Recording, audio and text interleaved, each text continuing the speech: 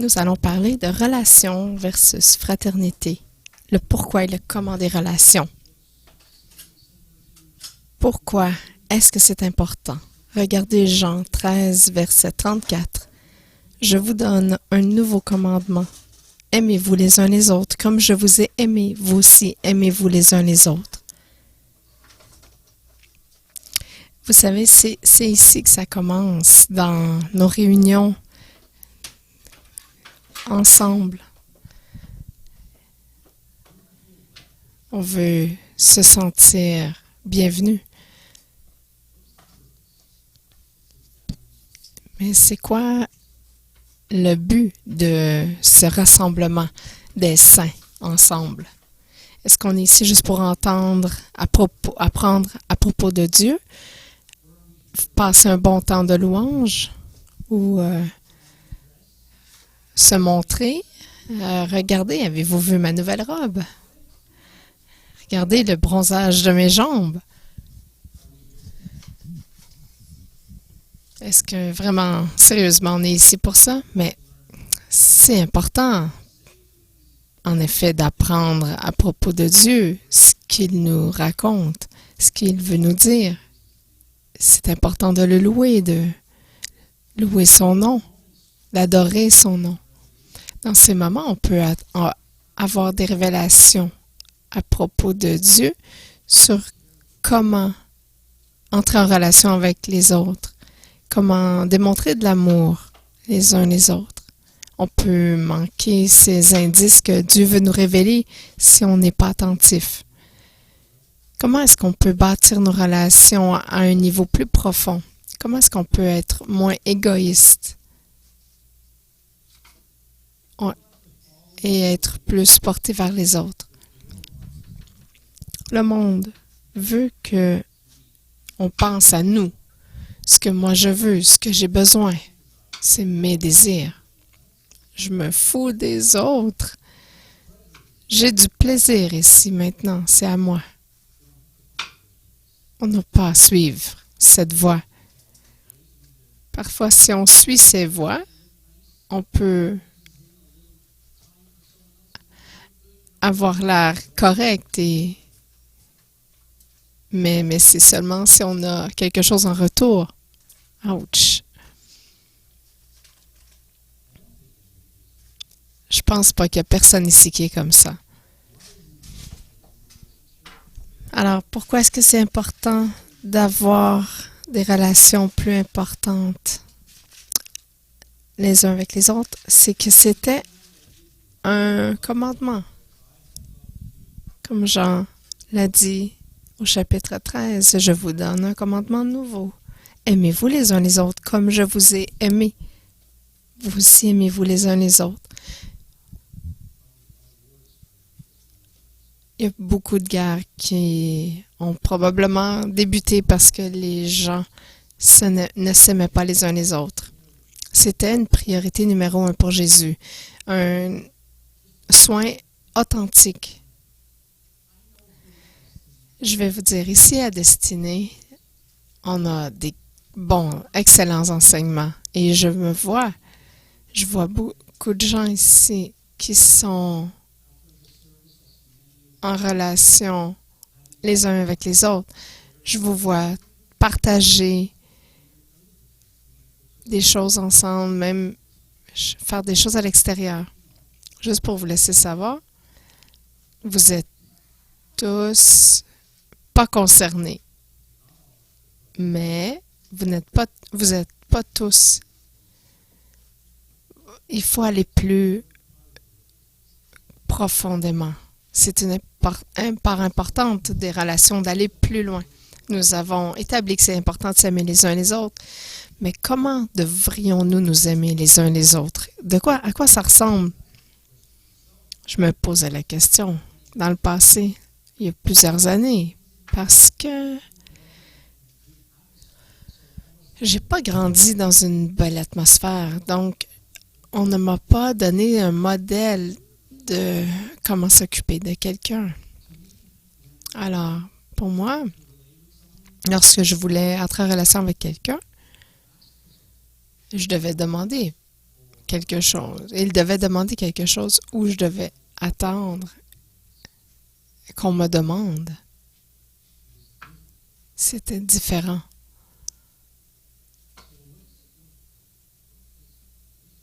Alors, comment est-ce que...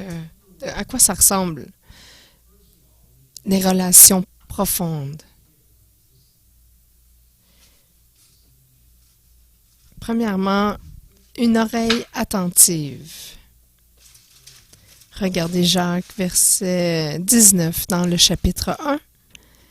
Que chacun soit prompt à écouter, lent à parler, lent à se mettre en colère.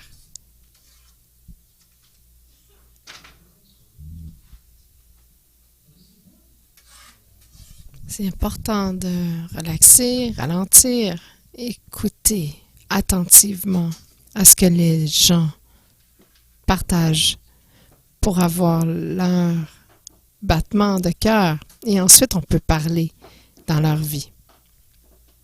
Deuxième facteur, c'est pas facile, mais de porter les charges les uns les autres. Regardez Galates 6, verset 2. Portez les fardeaux les uns des autres et accomplissez ainsi la loi de Christ.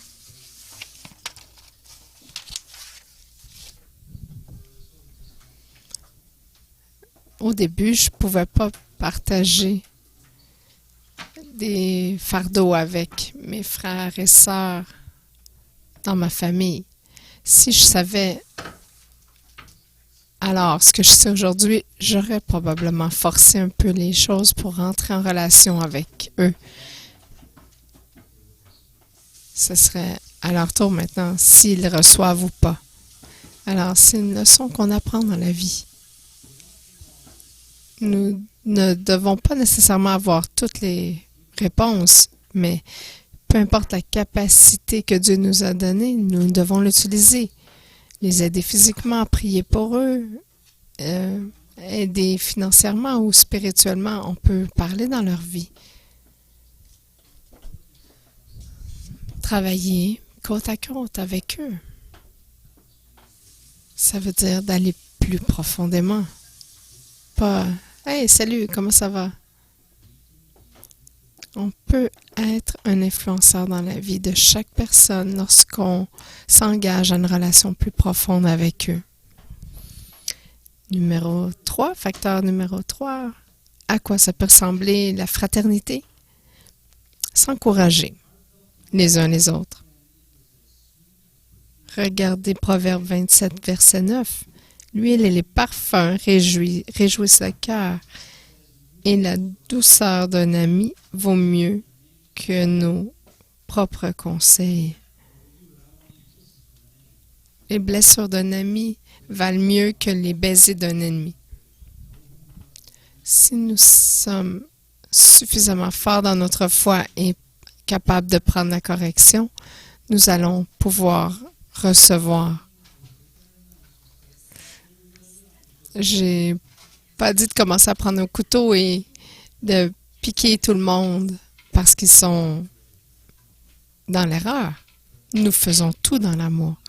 Mais ce serait bien si on pourrait donner un bon conseil, pas toujours positif, mais à un ami.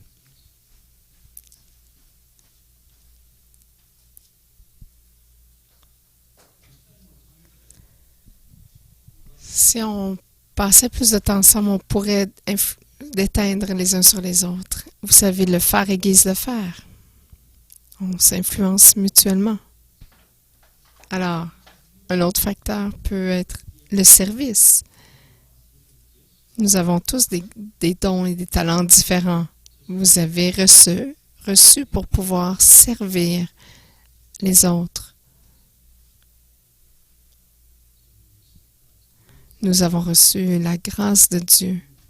Alors que nous le recevons, il nous dit quoi faire. Et ça se traduit en service.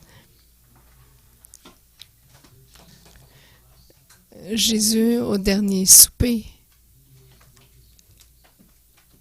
Il était avec ses disciples, ses amis. Ils étaient près de lui, ils avaient une relation ensemble. Et ils mangeaient. Et ils avaient un bon temps. Et ensuite, ils partageaient un enseignement. Il a parlé du service. Il n'est pas venu pour être servi, mais pour servir. Il a commencé à laver leurs pieds. Ils se sont lavés les pieds les uns les autres. Et c'était sûrement quelque chose à ce temps-là, parce que les pieds étaient sûrement très poussiéreux. Mais si quelqu'un veut être volontaire,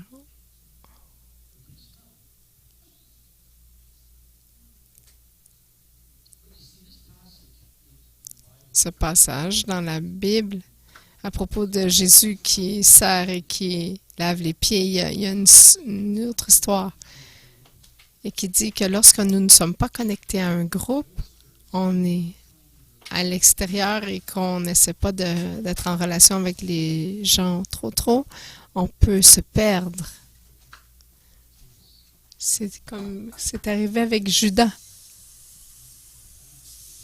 Il s'est senti mal. Il dit, qu'est-ce que je vais faire? Vous voyez le scénario? Il n'avait pas de relation. S'il était plus près des autres, son cœur aurait été rempli d'empathie et il n'aurait pas exécuté ce qu'il a fait, mais le plan de Dieu est parfait.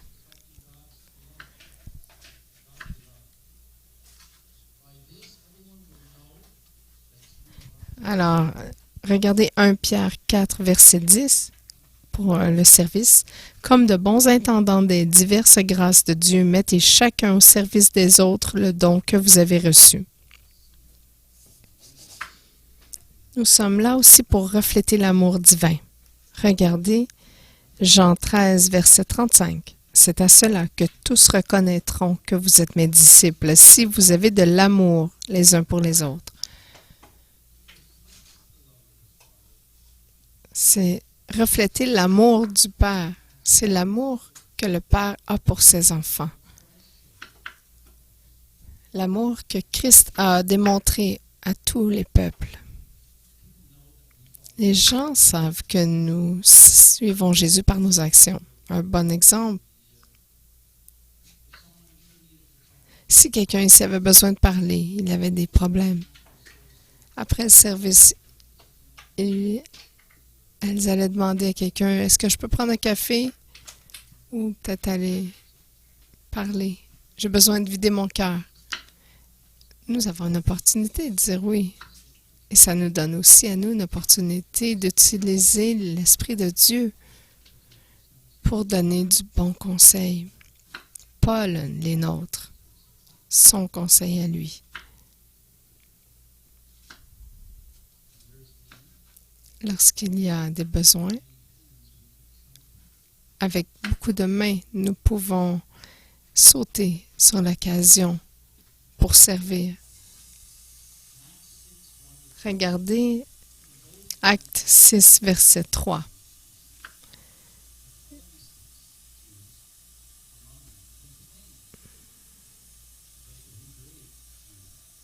Les Juifs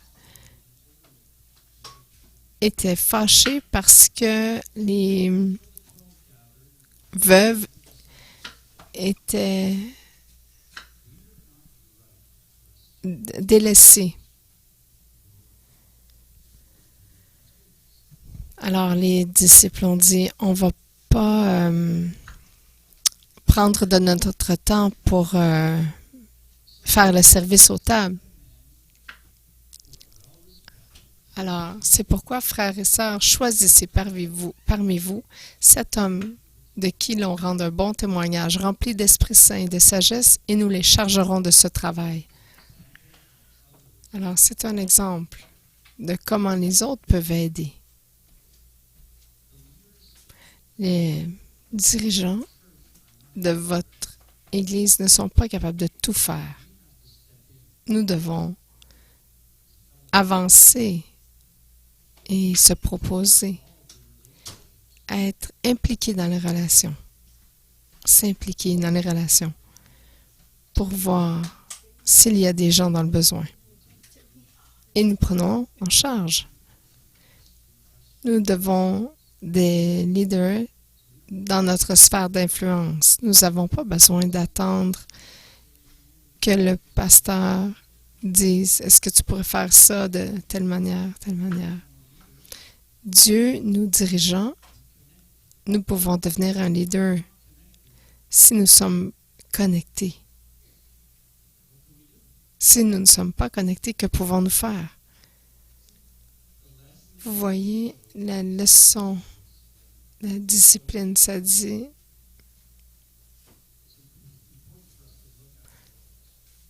que c'est important de regarder aux besoins les uns des autres, encore plus aujourd'hui, dans le monde, dans l'état dans lequel le monde est aujourd'hui. Les gens regardent et vérifient si on marche dans la vérité, dans notre quotidien, dans notre même dans notre travail. Alors, pourquoi avoir une relation plus profonde? Il y a des raisons. Lorsqu'on se rassemble ici ensemble,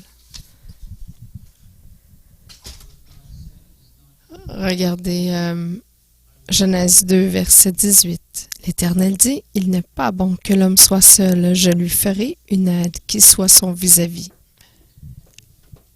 Alors, on n'a pas été créé pour vivre sur une île seule.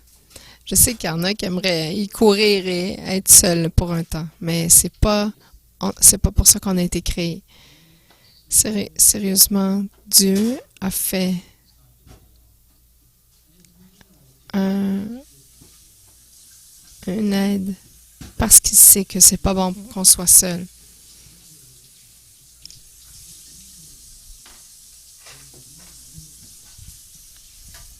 Allez dans cette relation où vous connaissez vraiment la personne qui est près de vous, assise à côté de vous. Si je suis sur une île seule, personne ne va m'entendre dire « Ah, priez pour moi, mon genou me fait mal. » Elle ne va pas m'entendre me plaindre. C'est pas bon pour l'homme d'être seul, mais l'humanité.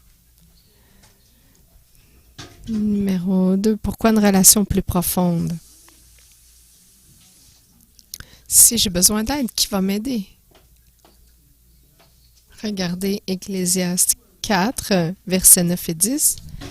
Il vaut mieux être deux que tout seul, parce qu'à deux, on retire un bon profit du travail. En effet, en cas de chute, l'un relève son compagnon, mais malheur à celui qui est seul et qui tombe sans avoir de proche pour le relever.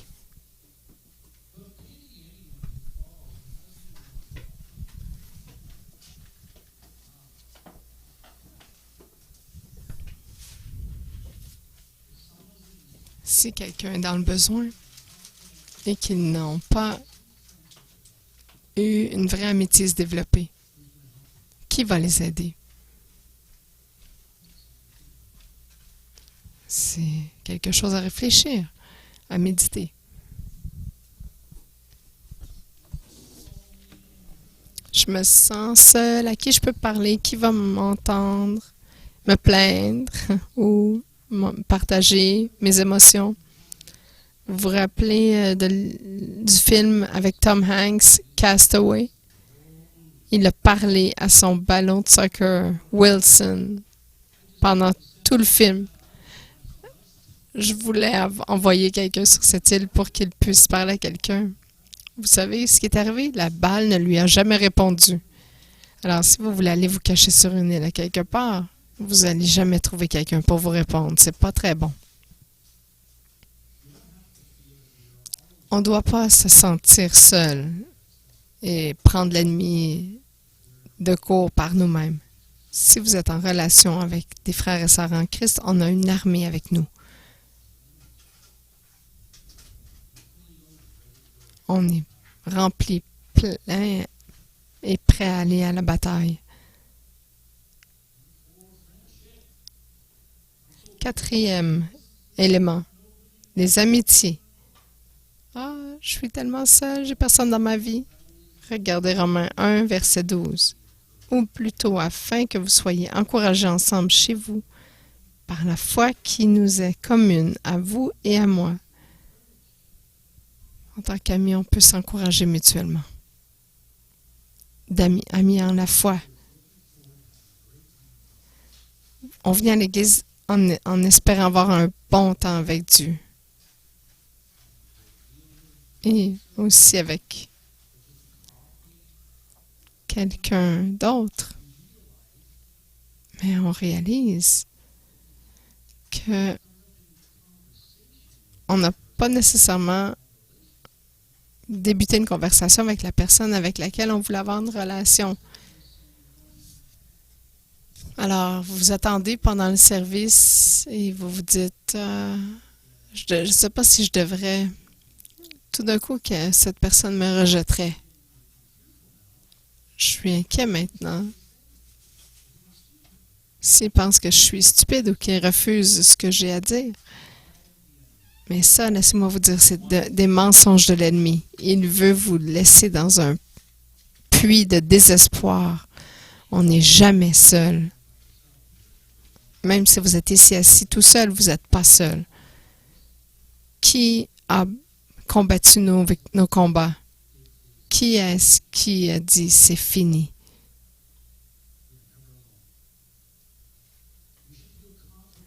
On devrait se sentir confiant en qui on est et accepter ce qui est. Alors, si on marche et on a besoin de parler à quelqu'un, faut pas. Si on invite quelqu'un à souper et que la personne dit qu'elle refuse, il ne faut pas se sentir blessé. On va se dire, OK, la prochaine fois.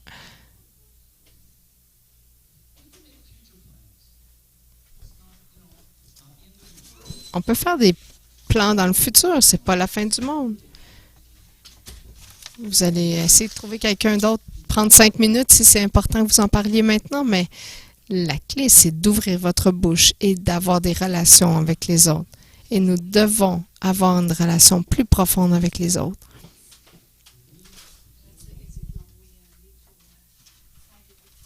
Nous devons vraiment prendre soin les uns des autres. On n'était pas fait pour vivre sur une île. Dieu a fait d'autres humains plus que moi, pour une raison spécifique. Parce que Dieu est toujours à propos dans les relations plus profondes entre les autres, les uns les autres.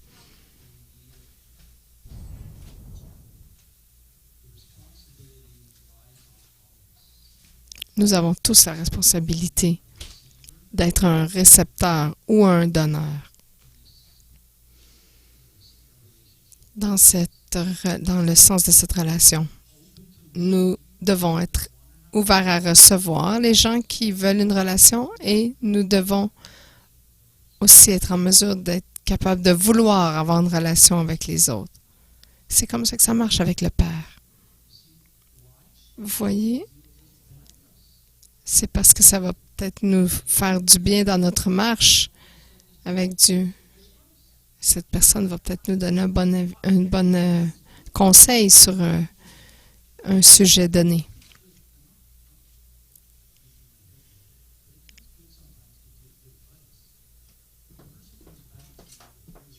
Et une personne revient vous voir un an plus tard et ils vont vous dire, tu sais, quand tu m'avais dit l'année passée quelque chose à propos de telle chose, je l'ai essayé et wow, ça s'est tellement amélioré, je te remercie beaucoup. On va dire, OK, merci Seigneur, parce que c'est son conseil et non le mien. C'est un bon sentiment. On ne devrait pas avoir de la peur dans les relations. Alors, le secret est exposé. On peut s'aider à avoir le succès les uns les autres dans ce que Dieu nous a appelé dans notre vie à accomplir si on prend le défi des relations à un niveau plus profond avec les uns les autres. Lorsqu'on va devenir unis ensemble, on va pouvoir marcher dans notre destinée. J'écoute beaucoup de chansons. Et il y en a une qui m'a frappée. Je pense que c'est le groupe Newsboys.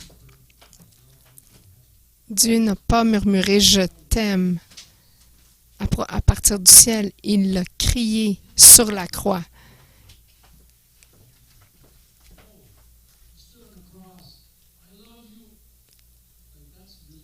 C'est très différent comme image. Lorsqu'on reçoit cette image dans notre esprit, dans notre cœur, pourquoi est-ce qu'on ne peut pas s'ouvrir et être relationnel avec les autres et nous dépasser nous-mêmes? Je parle de moi aussi. Si Dieu nous aimait tant et qu'il voulait tellement être en relation avec nous qu'il a invité son Fils sur la croix, je crois que nous, les uns avec les autres, on devrait se mettre aux priorités. Il y a une puissance lorsqu'on est unis dans l'amour vrai. Regardez Luc 6, verset 35. Mais aimez vos ennemis, faites du bien et prêtez sans rien espérer en retour. Votre récompense sera grande et vous serez fils du Très-Haut, car il est bon pour les ingrats et pour les méchants.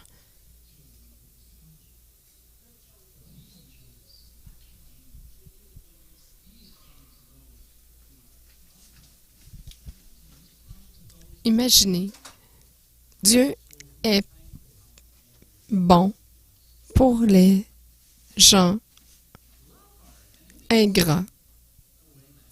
Aimer nos ennemis? Pas question. Tu me niaises. Je veux pas y parler à mon ennemi. Je l'aime pas. T'as entendu comment elle parlait? Non, je veux pas lui parler. Vous savez, lui, là, il a dit des mensonges sur moi, puis j'ai été mis à pied. Je veux pas y parler. Ça m'est arrivé quand j'ai prié pour lui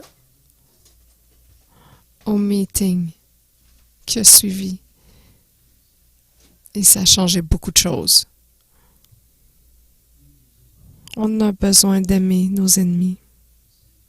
C'est tellement important pour développer nos relations ensemble, pour être plus forts.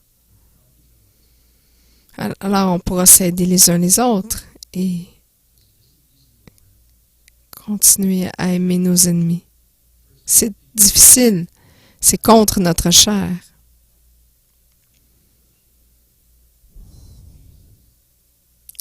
Jésus, alors qu'il marchait avec la croix sur son épaule, aimait tout le monde. Pensez-y quelques instants, c'est wow.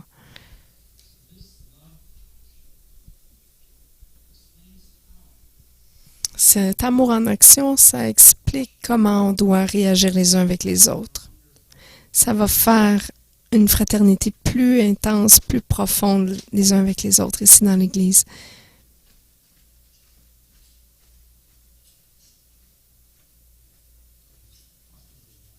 Alors, on a parlé de pourquoi c'est important d'être en relation plutôt que juste en fraternité. On a parlé aussi à quoi ça ressemblait. Nous bénéficions de ce soin qu'on apporte les uns les autres. Nous sommes bénis et Dieu nous bénit 100 fois. C'est sa promesse.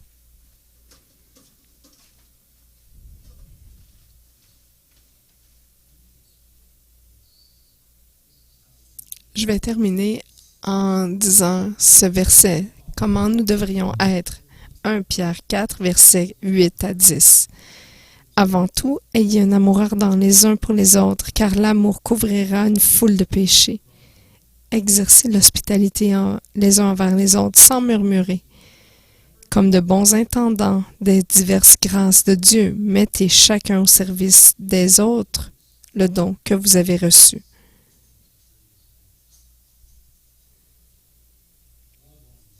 Aimez-vous les uns les autres. Servez-vous les uns les autres. Soyez les uns avec les autres sans murmurer. Lavez-vous les pieds les uns les autres.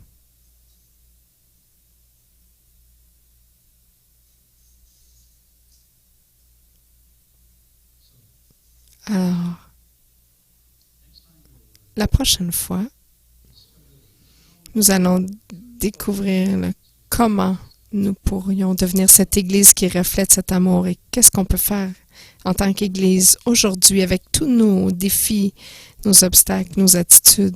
Comment briser le moule des voix du monde qui essaie de nous mettre dans un moule, justement. Afin que nous puissions vraiment devenir cette Église vraie de Jésus-Christ. Il y a beaucoup d'églises ici, partout, qui diluent la parole de Dieu, qui changent des paroles de l'Écriture pour convenir à leurs besoins. Moi, je ne veux pas appartenir à une église comme ça. Je veux être dans une église qui s'appuie sur la vérité de la parole de Dieu.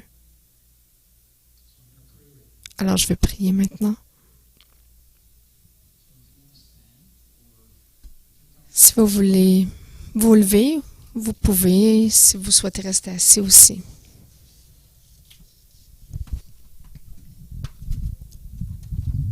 Père, nous te demandons que tu nous aides à comprendre comment modeler cet amour les uns les autres. Un amour avec lequel tu nous as aimés, avec lequel tu as envoyé ton Fils pour nous.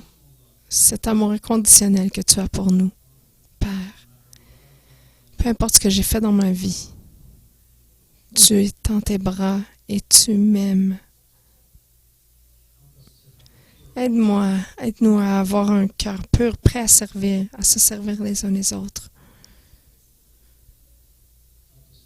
Aide-nous, Père, à comprendre comment recevoir le service. Mais ma prière pour nous, c'est que Dieu va nous donner l'audace de s'avancer et de partager cet amour avec les autres, peu importe quelle forme ça prendra. Et nous permettons à l'Esprit Saint de gouverner notre temps ensemble, alors afin que ce ne soit pas par ma force, mais par ta puissance, Père.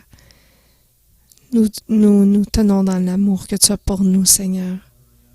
Père, je te demande de nous enseigner à aimer mieux et plus. Père, lorsque nous